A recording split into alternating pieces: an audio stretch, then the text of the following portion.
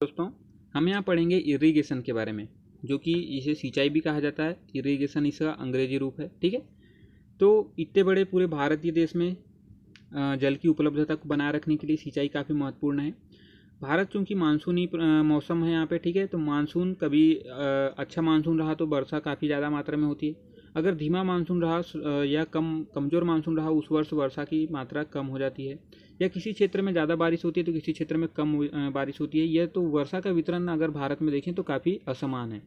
तो इसीलिए हमें फसलों के लिए, जिसमें कि रबी है, खरीफ है, जायद है, तो इन सभी के लिए हमें सिंचाई की आवश्यकता होती है। ठीक है, तो सिंचाई क्या होती है, किस प्रकार की सिंचाई होती है, तो इसके बारे में हम यहाँ पे एक एक करके अध्ययन करेंगे। तो आइए चलते हैं।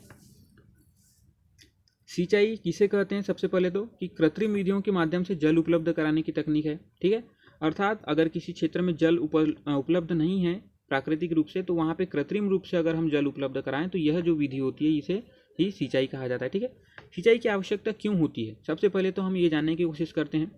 चूँकि भारतीय जो जलवायु है उष्णकटिबंधीय है।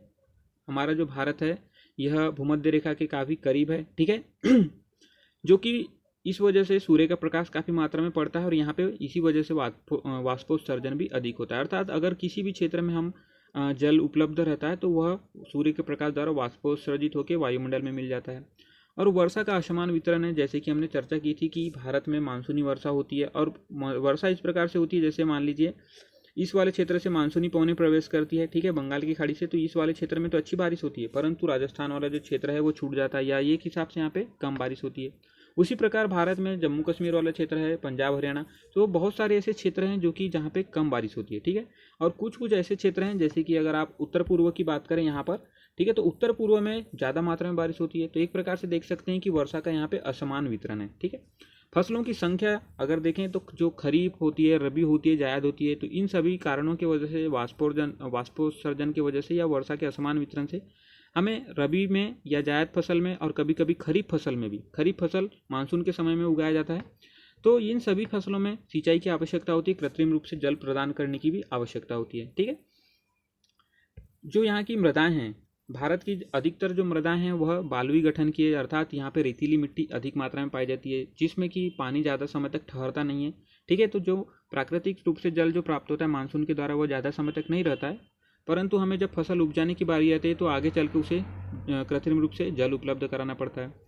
उत्तम बीज और रासायनिक उर्वरक के लिए भी हमें जल की आवश्यकता होती है अगर रासायनिक उर्वरकों का प्रयोग किया जा रहा है तो वहाँ पे अधिक से अधिक मात्रा में जल की आवश्यकता होती है, जो कि सिंचाई के द्वारा ही पूर्ण किया जाता है। ठीक है, सिंचित क्षेत्र की बात करें, सिंचित क्षेत्र क्या होता है? मान लीजिए ये पूरा क्षेत्र है भारत का, इतना बड़ा मान लीजिए, ठीक है, परंतु सारे जगहों पे तो यहाँ पे मानसूनी वर्षा हो रही है, कहीं पे कम हो रही है, कहीं पे ज़्यादा हो रही है। परंतु अगर कृत्रिम रूप से जो क्षेत्र है, मान लीजिए इतने क्षेत्र में यहाँ पे कृत्रिम रूप से सिंचाई की सुविधाएं उपलब्ध हैं, जहाँ पे नहरें हैं या तालाब है या नलकूप या कुआं, तो इन सभी के माध्यम से तो इतना जो क्षेत्र है यह पूरे क्षेत्र की तुलना में सिंचित क्षेत्र कहलाएगा। ठीक है, तो 1950-51 में केवल 22.6 मिलियन हेक्टेयर क्षेत्र ही इस प्रकार से सिंचित था। ठीक है, अर्थात भारत का बहुत कम क्षेत्र ही जहाँ पे कृत्रिम सिंचाई उपलब्ध थी। 2012-13 में यह जो आंकड़ा बढ़ के 118 मिलियन हेक्टेयर हो गया। ठीक है, धीरे धीरे काफ़ी मात्रा में यहाँ पे नलकूपों, नहरों आदि का निर्माण हुआ और इनका विस्तार भी हुआ। चरम सिंचित क्षमता अगर पूरे भारत की देखें, ठीक है, पूरे भारत में अगर पूरा सिंचित क्षेत्र देखें, कितना क्षेत्र हम सिंचित कर सकते हैं, तो वह है 139.89 मिलियन हेक्टेयर। मतलब इतने क्षेत्र में हमें कहना चाहिए सिंचन की आवश्यकता है, परंतु 2012-13 के आंकड़ों में 118 मिलियन हेक्टेयर ही दिया हुआ है, अभी भी काफ़ी कम है। ठीक है, नेक्स्ट देखते हैं सिंचाई के साधन। अब सिंचाई किस किस साधनों से संपन्न होती है, सिंचाई करने के लिए क्या क्या जरूरी होता है, तो तालाब। ठीक है, प्रायः अगर देखें तो तालाब जो है, प्रायद्वीपीय जो भारत है, प्रायद्वीपीय भारत कठोर चट्टानी यहाँ पे संरचना पाई जाती है, तो इसलिए इस क्षेत्र में प्रायद्वीपीय में तालाब ज़्यादा मात्रा में पाए जाते हैं। ठीक है, 1950-51 में देखें तो जो तालाब के द्वारा सिंचाई 36 लाख हेक्टेयर में की जाती थी, जो कि संपूर्ण भारत का 17% क्षेत्र था उस समय। ठीक है, परंतु 2011-12 में देखें तो 19.37 लाख, जो कि 36 लाख से काफ़ी कम है, तो इतने लाख हेक्टेयर पे यहाँ पे तालाब के द्वारा सिंचाई की जाती है, जो कि वर्तमान का केवल और केवल पूरे भारत के सिंचित क्षेत्र में देखें तो 3% है। ठीक है, काफ़ी कम इसकी जो है क्षेत्र हो गया है धीरे धीरे। तालाबों की समस्याएं देखें तो तालाबों की महत्वपूर्ण समस्या है गाद का जमाव, अर्थात तालाब की बराबर सफाई न होने के बाद, तालाब का गाद जमाव होने के बाद उसमें जो है जल स्तर काफ़ी कम रहने लगता है। ठीक है, मौसमी होती है, अधिकतर जो तालाब होते हैं वो मौसमी होते हैं, अर्थात तो मानसून के समय तो बारिश होती है तो वो इसलिए भर जाते हैं, परंतु मानसून के पश्चात जो तालाबों में पानी नहीं रहता है। वाष्पीकरण की प्रक्रिया के द्वारा तालाब में खुले में पानी का काफ़ी मात्रा में वाष्पीकरण हो जाता है और रखे रखे ही पानी अटना शुरू हो जाता है। ठीक है। जल निकास खर्चीली होती है, तालाबों से जो जल अगर सिंचाई के लिए प्रयुक्त किया जाता है तो वो काफ़ी खर्चीली समस्या हो जाती है। तालाबों में अगर देखें तो तालाब सिंचन क्षेत्र में तमिलनाडु प्रथम स्थान पे है और आंध्र प्रदेश द्वितीय स्थान पे है। ठीक है, ये दोनों प्रायद्वीपीय भारत में ही स्थित हैं और यहाँ पे मानसून का जो है कमज़ोर रहता है, इस वजह से यहाँ पे तालाबों के द्वारा ही सिंचित की जाती है। नेक्स्ट देखें नलकूप और कुएँ। नलकूप और कुएँ जो वर्तमान में बोरिंग या बोरवेल हो कहलाता है, जो पहले कुएँ के द्वारा भी जल निकाला जाता था। तो कुआं जो है परंपरागत स्रोत है और जो नलकूप है वह आधुनिक स्रोत है। वर्तमान में मशीनों के द्वारा ज़मीन में ड्रिल करके यहाँ से जल निकाला जाता है। ठीक है, जो कि सरकारी और निजी दोनों हो सकते हैं। कुआं या नलकूप जो है किसी सरकार के द्वारा भी बनवाए जा सकते हैं या तो वर्तमान अपने निजी भी बनाए जा सकते हैं। 1950-51 में अगर देखें तो कुल सिंचित क्षेत्र जो था नलकूप और कुएं के द्वारा तो 59 लाख हेक्टेयर था, जो कि उस समय केवल पूरे भारत का 29% क्षेत्र था। ठीक है, 29% क्षेत्र सिंचित के अंतर्गत आता था इसमें। 2011-12 में अगर देखें तो 401 लाख, काफ़ी ज़्यादा यहाँ पे छलांग है इसका। ठीक है, यहाँ पे देख सकते हैं 59 लाख से सीधे 401 लाख हेक्टेयर क्षेत्रफल में यह पूरे सिंचन क्षेत्र कहलाने सिंचित करने लगा, जो कि वर्तमान में पूरे भारत में जो सिंचन क्षेत्र है उसका 62% है। ठीक है, तो नलकूप और कुएँ काफ़ी महत्वपूर्ण सिद्ध हुए और इन्हीं के द्वारा वर्तमान में ज़्यादातर सिंचाई की जा रही है। इसमें यूपी प्रथम नंबर पे है, जहाँ 80% जो सिंचित क्षेत्र है वह केवल और केवल नलकूप और कुएँ के द्वारा है। ठीक है, परंतु इससे एक परेशानी भी है, ज़्यादा मात्रा में नलकूप या कुएँ के जल का उपयोग करने के बाद भौमजल के स्तर में गिरावट आनी शुरू हो जाती है। ठीक है, नेक्स्ट है जो सिंचाई का साधन नहर। नहर जो है कुआँ नलकूप, ये जो कुआँ और नलकूप है इसके बाद द्वितीय सबसे प्रमुख सिंचाई का साधन है। ठीक है, 1950-51 में अगर क्षेत्र देखें, जो नहरों के द्वारा सिंचित क्षेत्र था 82 लाख हेक्टेयर था, जो कि उस समय का 40% कुल सिंचन क्षेत्र के था। ठीक है, परंतु 2011-12 में देखें तो इसका भी क्षेत्रफल बढ़ के 160 लाख हेक्टेयर हो गया है। ठीक है, जो कि वर्तमान का 25% यहाँ पे सिंचाई की जाती है। कुल सिंचित क्षेत्र का 25% नहरों के द्वारा सिंचित है। नहरें भी दो प्रकार की होती है, एक होती है आंपलाव नहरें और दूसरी नित्यवाही। आंपलाव नहरें यहाँ पे थोड़ी सी चर्चा कर लेते हैं।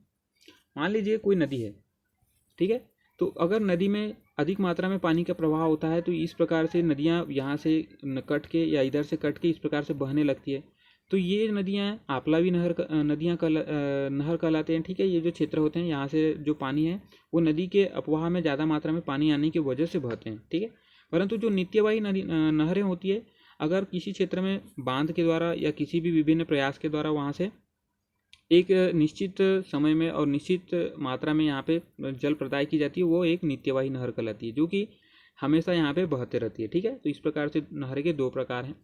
नहरी सिंचाई में देखें तो प्रथम नंबर पे यूपी है, उत्तर प्रदेश यहाँ पे प्रथम नंबर पे आता है नहरों के द्वारा सिंचाई में।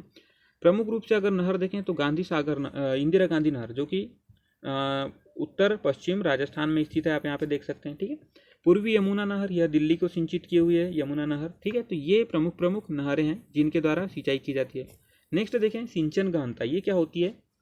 तो जो शुद्ध बोया गया क्षेत्र है, शुद्ध बोए गए क्षेत्र में शुद्ध सिंचित क्षेत्र का अनुपात, मान लीजिए यहाँ पे हम थोड़ा सा समझते हैं चित्र के द्वारा। ये पूरा क्षेत्र है, ठीक है, यह पूरा बोया गया क्षेत्र है, अर्थात यहाँ पे पूरे फसलें लगी हुई है। ठीक है, परंतु यहाँ पे मानसून के द्वारा पूरा फसल लगा हुआ है। अब हम यहाँ पे देखते हैं आगे चल के अगर जल की कृत्रिम रूप से ज़रूरत पड़ती है, तो कृत्रिम रूप से अगर मान लीजिए इतने क्षेत्र में ही कृत्रिम रूप से जल है, ठीक है, यहाँ पे हमें सिंचाई के साधन उपलब्ध हैं, तो इस प्रकार से इस पूरे क्षेत्र के सापेक्ष केवल इतने क्षेत्र में ही यहाँ पे सिंचन की सुविधा उपलब्ध है, तो यही हमारा सिंचित क्षेत्र कहलाता है, या जो है सिंचन गहनता कहलाती है। ठीक है, पूरे क्षेत्र की तुलना में यहाँ पे हमें जो शुद्ध सिंचित क्षेत्र होता है उसका अनुपात यहाँ पे सिंचन गहनता कहलाती है।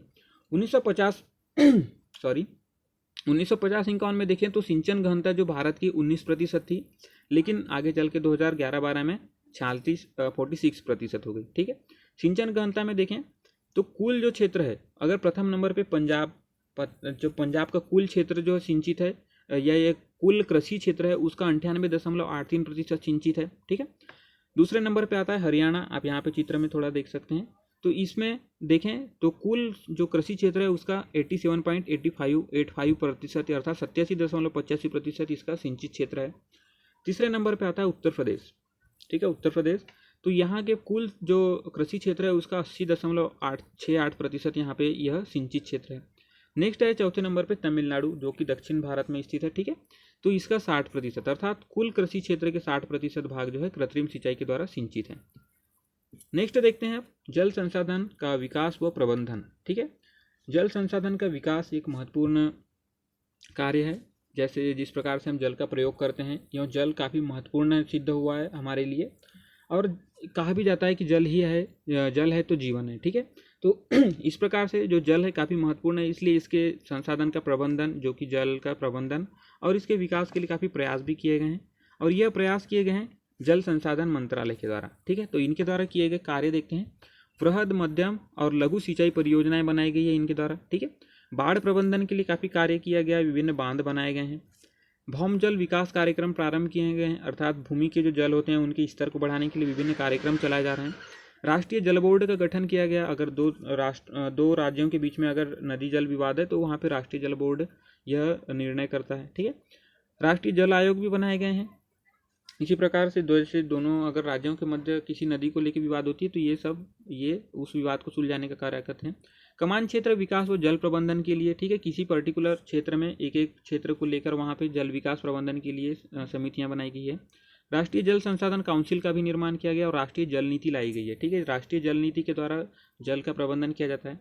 राष्ट्रीय जल मिशन भी शुरू किया गया है, अर्थात पानी के प्रबंधन के लिए और पानी को बचाने के लिए ये सारे कार्य किए गए।